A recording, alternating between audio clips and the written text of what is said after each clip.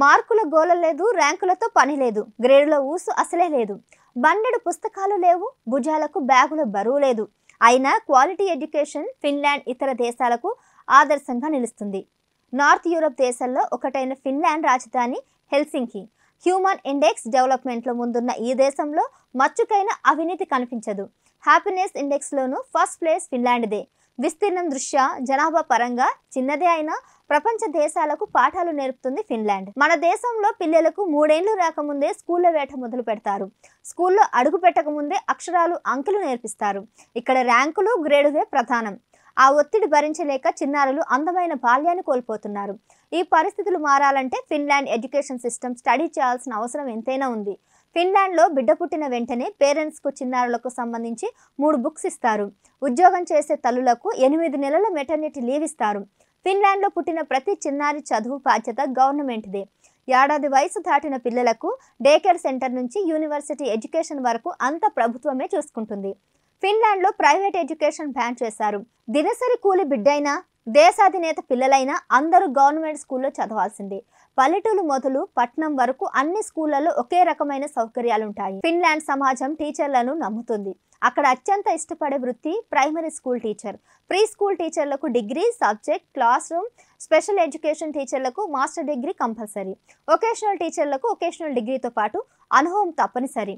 Principles, vice principals 18 నెలల course పూర్తి చేసి ఎడ్యుకేషనల్ అడ్మినిస్ట్రేషన్లో సర్టిఫికేట్ పొందాలి. 7 ఏళ్ల నుంచి 16 ఏళ్ల వయసు వరకు ప్రతి ఒక్కరూ ఖచ్చితంగా చదువుకోవాలన్నది ఫిన్లాండ్లో నిబంధన. ఉదయం 9 నుంచి మధ్యాహ్నం 2:30 వరకే పాఠశాలలు పనిచేస్తాయి. అరగంటకు మించి సమయం పట్టే హోంవర్క్ ఇవ్వరు. హై స్కూల్ పూర్తయ్యే వరకు ఒంటిపూట బడులు, రోజుకు 4 పీరియడ్లు మాత్రమే ఉంటాయి. ఒక్కో పీరియడ్కు మధ్య 15 నిమిషాలు బ్రేక్ ఇస్తారు.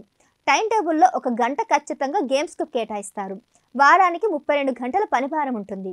ఒక్కో క్లాస్ రూమ్లో 20 మందికి మించి స్టూడెంట్స్ ఉండరు. 12 మంది స్టూడెంట్స్కు ఒక టీచర్ ఉంటారు. 4 ఏళ్ల పాటు ఒక టీచర్ ఒకే క్లాస్ రూమ్ డీల్ చేస్తారు. ఇలా చేయడం వల్ల పిల్లల సామర్థ్యాల పట్ల టీచర్లకు అవగాహన ఏర్పడుతుంది. Syllabus, textbooks, lessons plans, పరీక్షలపై వాళ్ళ నియంత్రణే ఉంటుంది.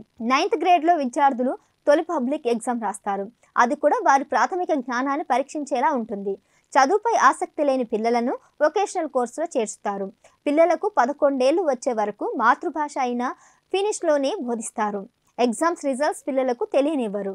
Less is more Finland education సిస్టంలో దీనికే కీ రోల్. అక్కడి కరికులంలో విద్యార్థుల భవిష్యత్తుకు ఉపయోగపడే అంశాలు ఉండవు. సిలబస్ను ఎప్పటికప్పుడు అప్డేట్ చేస్తూ ఉంటారు. ఫిన్లాండ్లో టీచర్లను ఎంతో గౌరవిస్తారు. దేశంలో అత్యధిక వేతనాలు లభించేది కూడా ఉపాధ్యాయులకే. అందుకే ఈ వృత్తికి తీవ్ర పోటీ ఉంటుంది. ఇతర యూరోపియన్ కంట్రీస్తో పోలిస్తే ఫిన్లాండ్లో టీచర్ల జీతాలు తక్కువే.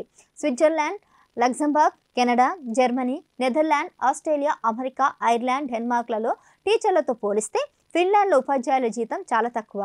ఫిన్లాండ్లో 8 యూనివర్సిటీలు టీచర్ ఎడ్యుకేషన్ అందిస్తున్నాయి. ఇది 5 ఏళ్ల కోర్సు. అందులో రీసెర్చ్ బేస్డ్ టీచింగ్ మెథడ్స్ నేర్పిస్తారు. యూనివర్సిటీకి అనుబంధంగా పబ్లిక్ స్కూల్ ఉంటుంది. అందులో 1 సంవత్సరం పాటు ప్రాక్టికల్ ట్రైనింగ్ ఉంటుంది. ఇక్కడ టీచర్లు, పరిశోధకులు కొత్త బోధన పద్ధతులను అభివృద్ధి చేస్తారు. ఫిన్లాండ్ దేశ జీడీపీలో 7% విద్యకు కేటాయిస్తున్నారు. ఫిన్లాండ్ స్కూళ్లలో పిల్లలకు అందించే పోషకాహారం గురించి ఎంత చెప్పుకున్నా తక్కువే. యూరప్ దేశాలతో పాటు న్యూజిలాండ్, జపాన్, సింగపూర్, దక్షిణ కొరియాలు సైతం ప్రస్తుతం ఫిన్లాండ్ విద్యా విధానాన్ని అవలంబిస్తున్నాయి.